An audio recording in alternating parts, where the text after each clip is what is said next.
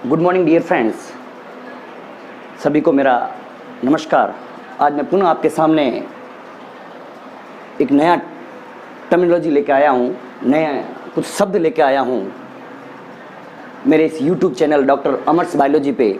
तो दोस्तों ध्यान से सुनना, आज जो अपने वर्ड्स है या जो आज अपना जो टॉपिक है, छोटा सा टॉपिक है, haploid versus diploid versus polyploid.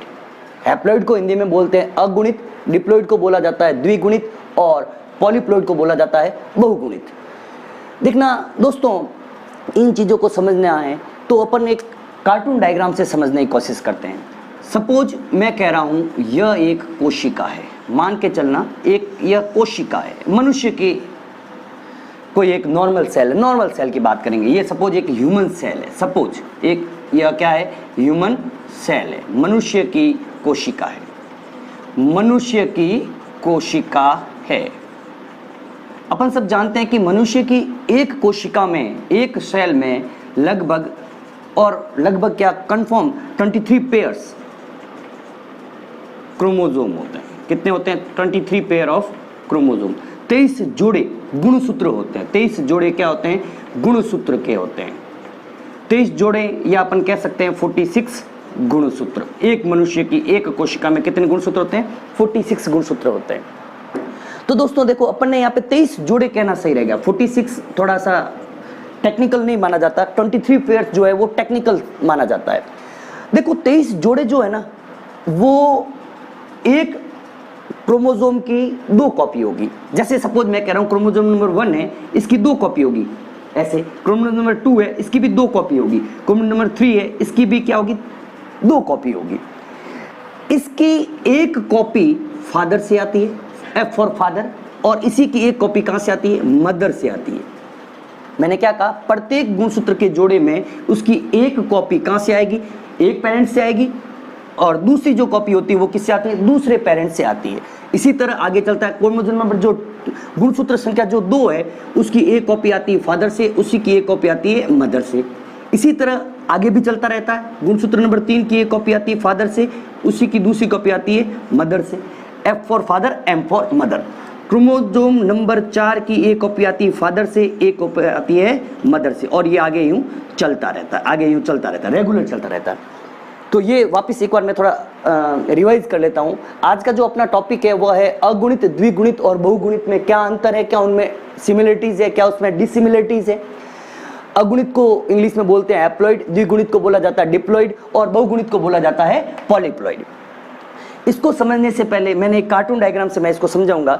आज अपन एक मनुष्य की नॉर्मल कोशिका की बात करेंगे, ह्यूमन की एक नॉर्मल सेल की बात करेंगे, जिसके अंदर प्रत्येक कोशिका में अपन जानते हैं 23 पेयर ऑफ क्रोमोसोम्स होते हैं, 23 पेयर गुणसूत्र होते हैं। अगर अपन अगुणित कोशिकाओं को छोड़ दें, वो अपन आगे समझाऊंगा मैं। एक मैंने मनुष्य की कॉपी बनाई, या मनुष्य के सेल की एक डायग्राम बनाया है, नॉर्मल डायग्राम, कार्टून डायग्राम है समझने के लिए। अगर जोड़े में जितने भी गुणसूत्र होते हैं, जोड़े में 2 गुणसूत्र होंगे, उसकी एक कॉपी आती है एक पेरेंट से और दूसरी कॉपी आती है दूसरे पेरेंट से। जैसे मैंने कहा कि गुणसूत्र संख्या 1 है, उसकी एक कॉपी आएगी फादर से, दूसरी कॉपी आएगी मदर से। इसी तरह गुणसूत्र संख्या 2 है, उसकी एक कॉपी आएगी फादर से और दूसरी कॉपी आएगी मदर से। तीसरी कॉपी, तीसरे नंबर गुणसूत्र की एक कॉपी आएगी फादर से, एक कॉपी आएगी मदर से, और सो ऑन, ये आगे चलता रहता है। आई थिंक यहाँ तक आपको आराम से समझ में आ गया होगा। सपोज मैं ये कह सकता हूं कि ये गुणसूत्र का एक समुच्चय है। क्या है? एक सेट है, एक समुच्चय है, एक समुच्चय है, और ये है सेकंड सेट या दूसरा समुच्चय है। ये क्या है दोस्तों? दूसरा समुच्चय है।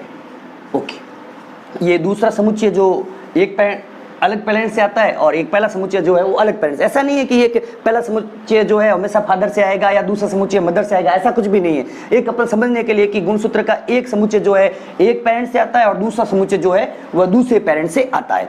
अगर ऐसी कोई कोशिका, मैं क्या कह रहा हूं, ऐसी कोशिका, देखना दोस्तों मैं अगुणित को समझा रहा हूं, अगुणित को समझा रहा हूं, अगुणित कोशिका को समझा रहा हूं। ऐसी कोई कोशिका जिसमें गुणसूत्र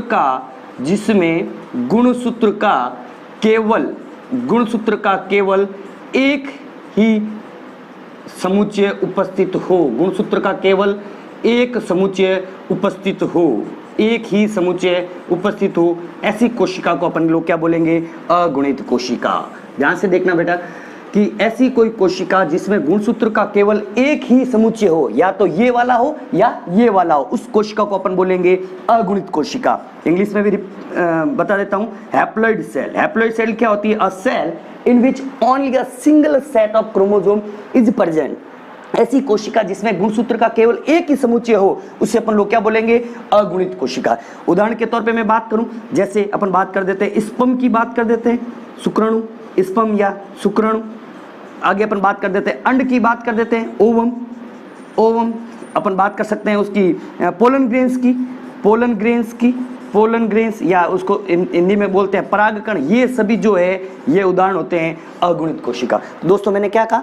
अगुणित कोशिका या हैप्लॉइड सेल क्या है कि ऐसी कोशिका जिसमें गुणसूत्र का केवल एक ही समुच्चय हो, ऐसी कोशिका जिसमें गुणसूत्र का केवल एक समुच्चय उपस्थित हो, उस कोशिका को बोलते हैं अपन अगुणित कोशिका। A cell in which only a single set of chromosome is present is called as haploid cell. जैसे शुक्राणु है, अंड है, पोलन ग्रेन्स है, परागकण है, ओवम है, स्पर्म्स है, ये सो ऑन। अब बात करते हैं द्विगुणित कोशिका की। अब अपन बात करते हैं द्विगुणित कोशिका की। ऐसी कोशिका, मैंने क्या कहा? ऐसी कोशिका जिसमें गुणसूत्र के दोनों ही समुच्चय उपस्थित हो। द्विगुणित को किसको बोलेंगे अपन? डिप्लॉइड, या जिसको बोलते हैं अपन हिंदी में द्विगुणित। द्विगुणित कोशिका क्या होगी? द्विगुणित कोशिका हो जाएगी आपके कि ऐसी कोशिका जिसमें गुणसूत्रों के दोनों समुच्चय उपस्थित है। गुणसूत्रों के दोनों समुच्चय क्या होते हैं? उपस्थित होते हैं। दोनों समुच्चय क्या होते हैं? उपस्थित होते हैं। उसे अपन लोग क्या बोलेंगे? द्विगुणित कोशिका बोलेंगे। मतलब एक इधर वाले पेरेंट्स के भी गुणसूत्र हो और इस वाले पेरेंट्स के भी गुणसूत्र हो, ऐसी जो कोशिका है वो कहलाएगी डिप्लॉइड कोशिका या द्विगुणित कोशिका। मतलब क्या है? इंग्लिश में देखते हैं अपन, a cell in which both the set of chromosomes are present. ऐसी कोशिका जिसमें गुणसूत्रों के दोनों समुच्चय उपस्थित हो, उसे अपन लोग बोलेंगे द्विगुणित कोशिका। उदाहरण की अगर मैं बात करूं, जो जायगोट है, जिसको अपन लोग बोलते हैं हिंदी के अंदर युग्मनज, जिसको क्या बोलते हैं? युग्मनज। या जितनी भी अपने बॉडी के अंदर कायिक कोशिकाएं होती है, जितनी भी क्या होती है? कायिक कोशिकाएं होती है। जितनी भी कायिक कोशिकाएं, जितनी भी सोमेटिक सेल्स है, जितनी भी सोमेटिक सेल्स है, वो इसके क्या हो जाएंगे? डिप्लॉइड या द्विगुणित कोशिका के क्या हो जाएंगे? उदाहरण हो जाएंगे। क्या बताया मैंने कि ऐसी कोशिका जिसमें गुणसूत्रों के दोनों समुच्चय उपस्थित हो, ऐसी कोशिका जिसमें गुणसूत्रों के दोनों ही समुच्चय हो, दोनों पेरेंट्स से जो भी क्रोमोसोम आ रहे हैं वो उन अगर कोशिका में है, तो ऐसी कोशिका क्या कहलाएगी? द्विगुणित कोशिका कहलाएगी। अब इसके आगे अगर अपन द्विगुणित कोशिका के आगे अगर बात करें कि बहुगुणित कोशिका क्या, वही अगेन दोस्तों मैं हमेशा कहता हूं, कई बच्चे हंसते भी हैं, कमेंट्स भी करते हैं कि सर हमेशा सर का एक तकिया कलाम है, biology is the game of words. तो सही बात है। अगुणित एक समुच्चय, द्विगुणित दो समुच्चय, बहुगुणित दो से ज्यादा समुच्चय। क्या कहा मैंने? दो से ज्यादा। पॉलीप्लॉइड, बहुगुणित, पॉलीप्लॉइड सेल क्या होगी? ऐसी कोशिका जिसमें गुणसूत्रों के दो से अधिक, गुणसूत्रों के दो से अधिक समुच्चय उपस्थित हो, उस कोशिका को अपन लोग क्या बोलेंगे? बहुगुणित कोशिका या पॉलीप्लॉइड सेल। अगुणित केवल एक समुच्चय, द्विगुणित दोनों समुच्चय, बहुगुणित दो से अधिक समुच्चय। बहुगुणित कई प्रकार के हो सकते हैं, जैसे त्रिगुणित भी होता है, त्रिगुणित भी होता है, ट्रिप्लॉइड, जिसमें कितने होंगे समुच्चय? 3 समुच्चय होंगे। चतुर्थ गुणित हो सकता है, इंग्लिश में बोलते हैं टेट्राप्लॉइड। चतुर्थ गुणित टेट्राप्लॉइड, जिसमें कितने समुच्चय होंगे? 4 समुच्चय होंगे। हेक्साप्लॉइड का अपन बता देता हूं, ये नीट में पूछा जाता है। हेक्साप्लॉइड को बोलते हैं षट्गुणित। क्या बोलते हैं? षट्गुणित। हेक्साप्लॉइड, सप्तगुणित, जिसके अंदर कितने होते हैं? 6 set of chromosomes are present.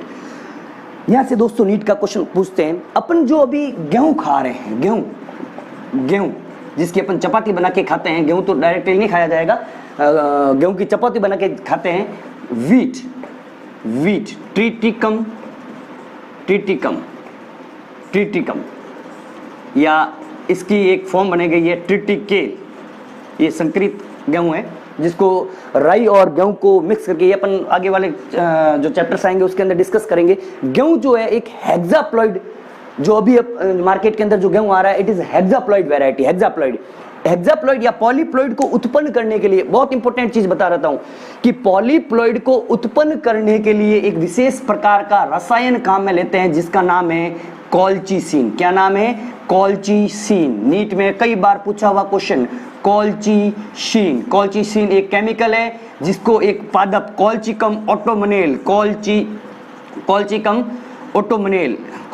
ओटोमनेल से प्राप्त किया जाता है। कॉल्चिकम ओटोमनेल से यह रसायन जो है प्राप्त किया जाता है। इसको बहुगुणिता उत्पन्न करने के लिए काम में लेते हैं। क्या काम में लेते हैं? बहुगुणिता उत्पन्न करने के लिए। बहुगुणिता उत्पन्न करने के लिए यह केमिकल करता क्या है? यह केमिकल स्पिंडल्स फाइबर्स को या तो बनने नहीं देता या उसको तोड़ देता है। तर्कु तंतु जो होते हैं, मियोसिस के दौरान तर्कु तंतुओं का ये ब्रेक डाउन कर देता है, जिसकी वजह से गुणसूत्र जो होते हैं वो ऑपोजिट पोल पर नहीं पहुंच पाते। एक कोशिका के अंदर तो गुणसूत्र पहुंचते भी नहीं है और दूसरी कोशिका के अंदर पूरे के पूरे गुणसूत्र पहुंच जाते हैं, जिसकी वजह से क्या उत्पन्न होती है?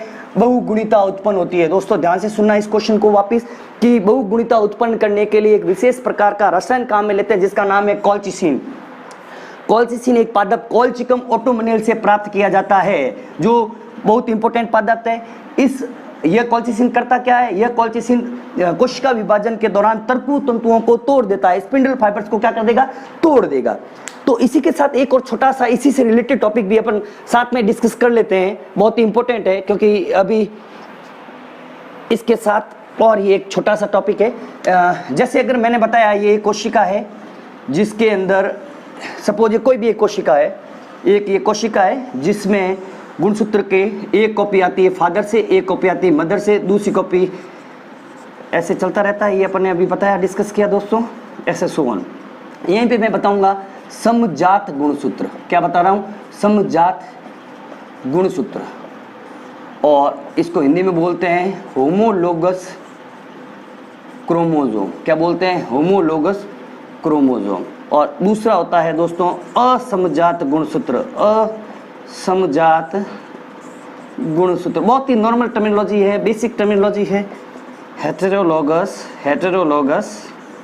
क्रोमोसोम। क्या है? हेटेरोलोगस क्रोमोसोम। समजात गुणसूत्र, जैसे दोस्तों मैंने कहा ना, अब गुणसूत्र संख्या 1 है, इसकी एक कॉपी आती है फादर से और मदर से, ये दोनों एक दूसरे के लिए क्या है? समजात गुणसूत्र है। ऐसे गुणसूत्र जिसकी एक कॉपी एक पेरेंट से, दूसरी कॉपी दूसरे पेरेंट से आती है, ये दोनों मिलकर एक जोड़े का निर्माण करते हैं, ये गुणसूत्र क्या कहलाएंगे? समजात गुणसूत्र कहलाएंगे। समजात गुणसूत्रों पर जीन की संख्या, जीन का अरेंजमेंट बिल्कुल सिमिलर होता है, बिल्कुल ही क्या होता है? सिमिलर होता है। यह एक जोड़ा है। जैसे अपन कहते हैं ना कि मैं एक जोड़ी बूट लेके आया, एक जोड़ी शूज लेके आया, तो उसका कलर, उसमें लेस बांधने की जगह, लेस का कलर वगैरह सब कुछ सेम होता है, उसका साइज सेम होता है। तो इसी तरह समजात गुणसूत्र के जोड़े में उनका आकार, उनकी आकृति, उनके ऊपर जीन का नंबर, उनके ऊपर जीन का अरेंजमेंट सभी क्या होगा? सिमिलर होगा। ऐसे गुणसूत्र क्या कहलाएंगे? समजात गुणसूत्र कहलाते हैं। दूसरे होते हैं असमजात गुणसूत्र। ये इसके लिए, ये इसके लिए, या ये इसके लिए। मतलब अगर अलग अलग गुणसूत्र है, एक गुणसूत्र जो गुणसूत्र संख्या 1 है वो गुणसूत्र संख्या 2 के लिए क्या हो जाएगा? असमजात हो जाएगा। इनके ऊपर जीन का नंबर डिसिमिलर होता है, जीन का अरेंजमेंट जो होता है गुणसूत्रों के ऊपर वह भी डिसिमिलर होता है। तो दोस्तों एक छोटी सी कोशिश है टर्मिनोलॉजी के ऊपर, और भी अपन आगे 1-2 वीडियोस के अंदर टर्मिनोलॉजी चलाएंगे, क्योंकि कई बच्चों के कमेंट्स आ रहे हैं कि सर अभी तक आप लोग टर्मिनोलॉजी पे ही रहो। टर्मिनोलॉजी से अपन आगे अपना बेस तैयार करेंगे। 4-5 क्लास में टर्मिनोलॉजी की और लूंगा, उसके बाद अपन अपना टॉपिक शुरू करेंगे। धन्यवाद दोस्तों, अच्छा लगे तो जो भी आपको करना वो करिए। Thank you very much.